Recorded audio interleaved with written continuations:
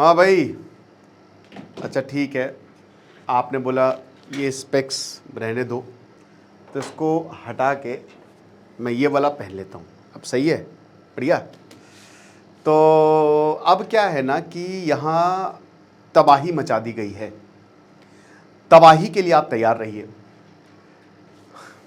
बहुत लोग होंगे जिन्होंने पैसे लगा दिए होंगे स्टॉक मार्केट में। 600 पॉइंट नीचे खुला है सेंसेक्स, और ये होगा। जब से डोनाल्ड ट्रंप ने बोला है कि मुझे मार दिया जाएगा, लिंडसे ग्राहम भी मार दिए गए, और डोनाल्ड ट्रंप अब वही है कि वो लिस्ट दे के गए कि अगर चिट्ठा कि मुझे मारा जाए। वैसे डोनाल्ड ट्रंप को कोई एयरफोर्स वन उनका और अपग्रेड कर दिया है, तो अमेरिकन प्रेसिडेंट को मारना नामुमकिन है। ये तो खाली कहने की बात है, और ये लीक करवाई गई है इंटेलिजेंस इजराइल ने। लेकिन फिर क्या हुआ, लगातार हमले बढ़ गए। अब देखिए, ईरान भी, उसको भी समझना चाहिए, वो देश भी पागल हो चुका है। ईरान को ये समझना चाहिए कि असली में जो प्रॉब्लम झेलेगा वो वही झेलेगा। बम मारे जाएंगे, ईरान हारेगा, बुरी तरीके से हारेगा। जो कंसेशंस थे, चुपचाप अपनी पावर बिल्ड करो। आर्ट ऑफ वॉर पढ़ी नहीं है इन लोगों ने कि wide your time, build your power. धीमे धीमे वक्त के साथ साथ अपनी ताकत बिल्ड करते जाओ, जैसे इजराइल ने किया। लेकिन तुम क्या कर रहे हो, हमला कर देंगे, हमला कर देंगे। कब तक हमला करोगे? अमेरिका तो पूरा, डोनाल्ड ट्रंप तो पगला चुके हैं। अब क्या हुआ है, लगभग 5 देशों पर हमला किया है ईरान ने।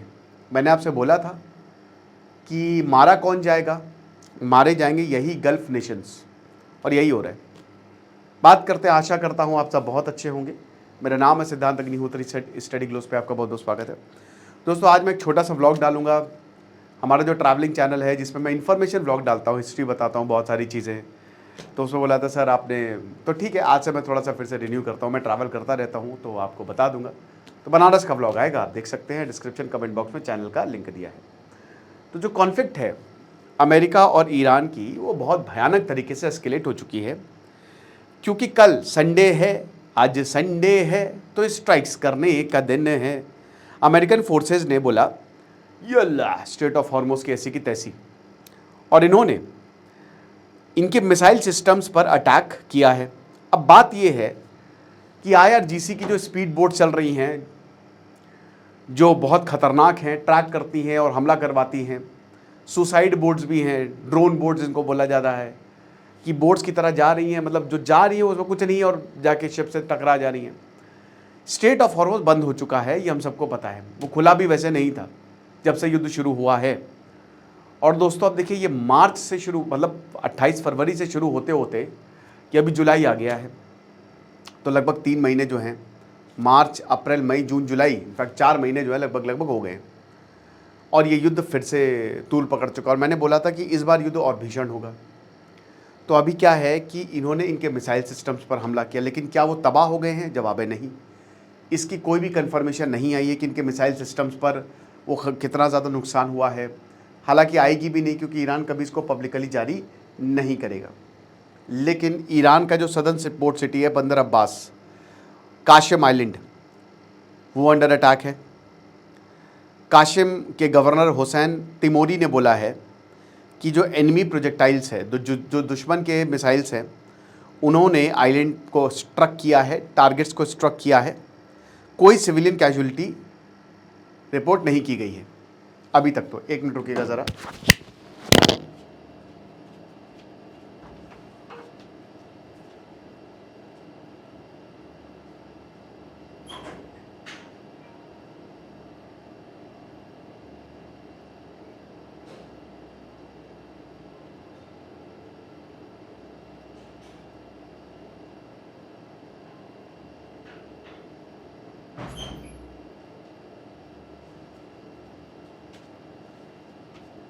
ठीक है, सॉरी, बस 1 मिनट का मैंने ब्रेक लिया था।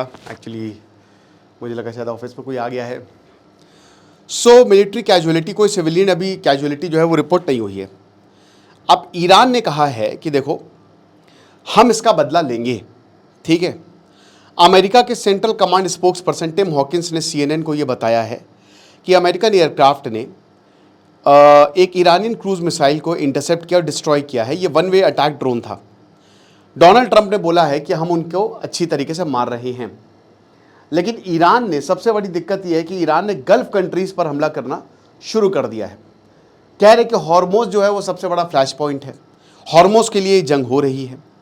जो पर्शियन गल्फ है वो कह रहे हैं कि हमको क्यों घुसेड़ रहे हो इसमें।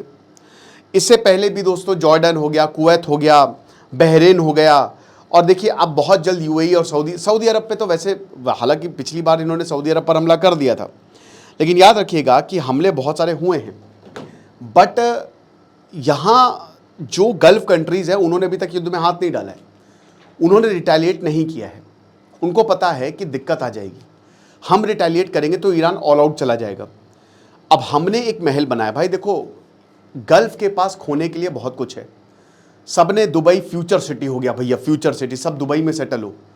तो दुबई में सेटल तो हो, लेकिन बम आएगा तुमको नहीं पता। और तुम्हारा डिफेंस सिस्टम, भाई देखो, तुम लगा दिए, तुमने पेट्रियट थार्ड डिफेंस सिस्टम लगा दिए। ईरान ने कहा हमने पेट्रियट थार्ड पर हमला किया है।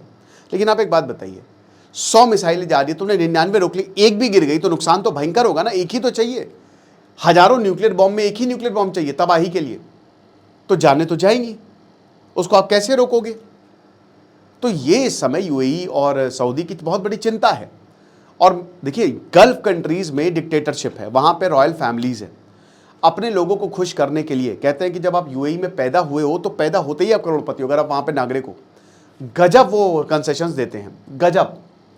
क्योंकि वो दो चीज़ से डरते हैं, एक डेमोक्रेसी से, मतलब लोगों के विद्रोह से, और दूसरा स्ट्रांग मिलिट्री से। तो दोनों चीज़ें उनके पास नहीं है।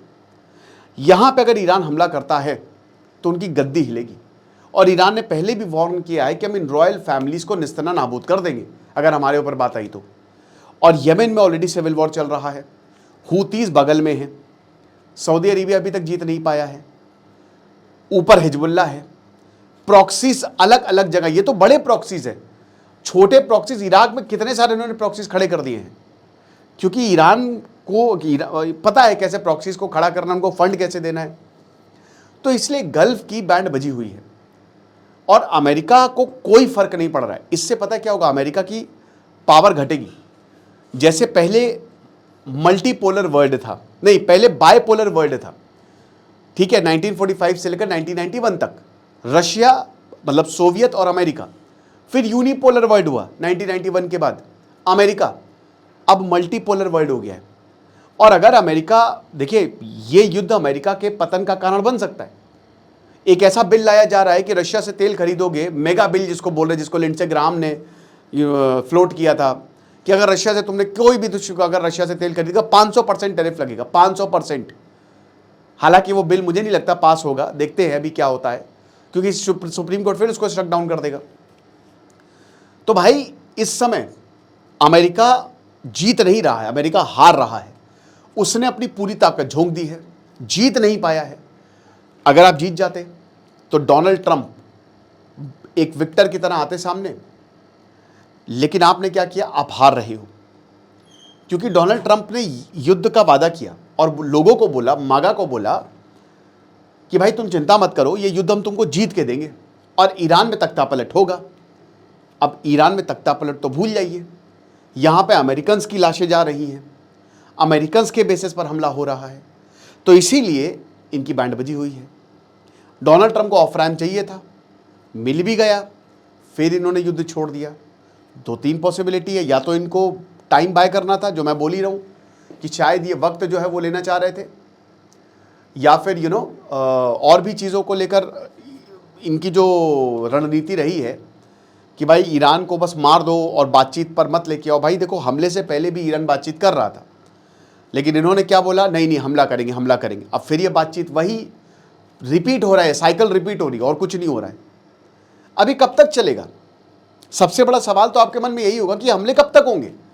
ये हमले तब तक होंगे जब तक ईरान या तो हार नहीं जाता, क्योंकि अब फिर से हमले शुरू हो गए, या फिर भाई कोई बहुत ही समझदार इंसान है और युद्ध को रोक दे। अच्छा, ईरान भी अब बात करने के मूड में नहीं है। कैसे बात कर सकता है वो? डिप्लोमेसी के आप लैंग्वेज देखिए, डोनाल्ड ट्रंप उल जलूल बकते रहते हैं, गाली बकते रहते हैं ईरान को, कोई तमीज़ है नहीं। कौन देश ऐसे बर्दाश्त कर लेगा कि आप ऐसे, हम क्या कोई पागल हैं जो आप हमको समझ क्या रहे हो? हम कोई कमज़ोर देश तो है नहीं। ईरान ने साबित कर दिया है। तो ये पूरा का पूरा सिनारियो है। ये युद्ध, ये जो हमले हैं, ये अभी चलेंगे और ये तब तक चलेंगे जब तक डोनाल्ड ट्रंप हट नहीं जाते। ये युद्ध ऑन एंड ऑफ चलता रहेगा। हो सकता है अभी शायद 2-3 दिन में, क्योंकि बातचीत भी चल रही है पैरेलली, पूरी दुनिया लगी हुई है, डिप्लोमेसी फिर से रिज्यूम हो जाए, बट देखते हैं क्या होगा। Thank you so much.